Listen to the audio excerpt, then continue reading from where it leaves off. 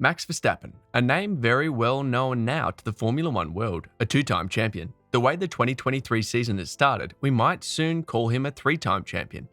He is on the road to be one of the greatest that have ever driven a Formula One car, up there with the likes of Ayrton Senna, Niki Lauda, Alain Prost, and most notably Michael Schumacher. The comparisons are inevitable now, even though another legend is still racing in the name of Lewis Hamilton. Max Verstappen's name is being mentioned with the GOATs of the sport. So can he be the next Michael Schumacher? Stick around with us and let's get on with the video. The story is old and has been told many times. The son of a karting superstar and former F1 driver, whose whole childhood was shaped to make him the best driver possible. His rise to fame was just as fast as that of his well-known father, who was also a karting prodigy.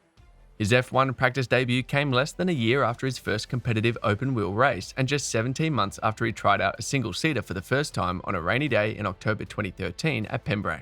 Because of how quickly he got to the top, new rules were made to try to stop this from happening again. Max was never typical though. He was not like the rest, and very special. When you look at his stats, it seems even stranger that the super license rules, which were put in place as a knee-jerk reaction to his rise, would have stopped him from getting to the top as quickly as he did. In 159 Grand Prix races, he has gotten more than 1,900 points, 74 podiums, 32 wins, 21 fastest laps, 18 pole positions, and 2 world championships, all before he turned 25. And only really, when everything is taken into account, has he raced with the best car in one season. Exactly. Max was always in a hurry, always running. His style on and off the track was unique and didn't make him apologize for anything. From karting to the Florida Winter Series to his season in European F3 and even into his early years in Formula One, he always did things in a brash, aggressive way that didn't win him many friends. The Verstappen chop, which was a late defensive move that had to be talked about and ruled against, became a symbol for a lot of what he stood for. He put his car in the middle of the track so that his attacker would have less track to cover in any direction. Most of the time, he would defend that ground before his opponent could get there. But because the timing was so close, he had to get it right. He wasn't perfect, of course. He was still getting better at what he did, and his new competitors were still getting to know him. Many people thought he was going too far, but for Max, it was just how he had always raced and what had gotten him this far. In the man's younger years, he had always felt this way, because his father taught him tough love. He had the thickest skin. In fact, anyone who questioned his way of doing things was seen as questioning who he was and his right to sit at the top of the table. He didn't see any areas where he could improve. Instead, he kept saying that this was who he was and how he raced. It had always been plenty, so he didn't agree that he could or should change. But his all-or-nothing attitude and the fact that he made a lot of mistakes because he was new to the job meant that he had to stop and take stock. He had to change for the better. That moment came in Monaco in 2018. He and Red Bull were on track to annihilate everyone that weekend. But Max had to show that he was always the fastest. He had to make a statement. In final practice, he crashed hard while trying to retake a P1 that didn't matter. He would start in last place and somehow work his way back into the points. But when his teammate won, Max had to step back and think about how he was the only one to blame for losing the race. But even though he toned it down after 2018, that all-or-nothing attitude came back in his first season when he won the World Championship. In 2021, there were too many times to count when I think he was so focused on the present that he lost a lot of points. He was so focused on the present that he couldn't see the bigger picture. He didn't understand that the war was more important than the battle. There was also the fact that he was going up against one of the greatest ever. Both of them hadn't raced each other enough to really know the boundaries of one another. After that, they played a fast-paced game of cat and mouse until, maybe, they both realized that neither of them would back down. Here, again, Max showed his unwillingness to apologize or give up. He was determined to show that he had no weaknesses, even though he should have known that being careful was the better part of bravery. Then there's the title, won in a controversial way that wasn't Max's fault for a change. His rival said that if the roles were switched, he would have done the same thing, and he didn't blame Max for making the most of the chance he had been given. Lewis had a problem with the opportunity itself, not with the driver. Still, Hamilton fans and a lot of other people talked about how Max Verstappen's first world title came with an asterisk. Even though he led more laps than the rest of the field put together, took more podiums in a season than anyone in history, and won more races than anyone else.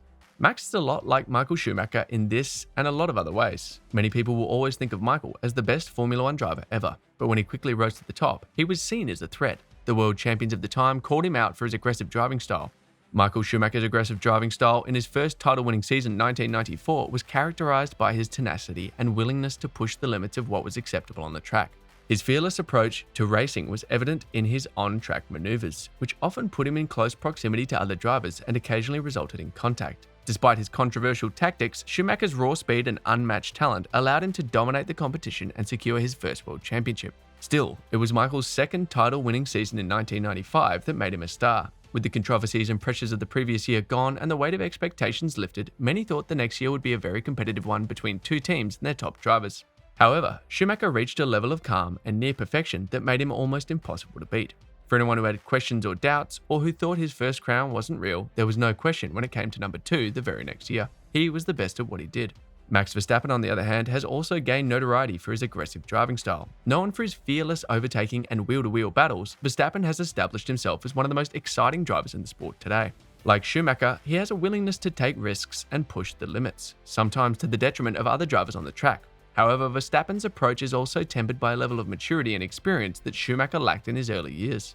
While Verstappen has been involved in his fair share of controversial incidents, he has also shown a willingness to learn from his mistakes and adapt his approach as necessary. Many people in the paddock have raced with Michael and against him. People who used to work for Michael now work for Max. They too can see the similarities, and the Dutchman's competitors should be very worried about these comparisons because he's just getting started. Unlike Schumacher, Verstappen doesn't have to rebuild a team or jump over any similar obstacles. Right now, he has everything he needs. He could win as many championships as Michael Schumacher by the time he's 30. Max has also found a peace off track. His relationship with his stepdaughter and his responsibilities as a stepdad, as well as the time he spends with his family and his acceptance of his role as a brother and uncle, give him something to think about other than racing, which has been his only focus up until now. Balance in a life that has been shaped by a single-minded quest for glory. In 2022, he hasn't made any mistakes. He has honed his desire to always be on top and his ability to put the car exactly where he needs to from the first lap. When it came to racing wheel-to-wheel, he took the points for the championship when that was all he could do. But when he had the car to win, he crushed the rest of the field no matter where he started. If there's an asterisk against his title this time, the footnote might only read, "Nobody else stood a chance." As with Schumacher before him, he has gained confidence from being in trouble, and with each lap he drives, he gets closer to being the perfect driver. With at least a decade or more of Formula One ahead of him, the only real questions about this generational talent are how high his numbers will go and how many world championships he'll win before he retires. What do you think? What are the limits of Max Verstappen? Can he become a legend as big as Michael Schumacher? Let us know in the comments below, and thank you for watching this video.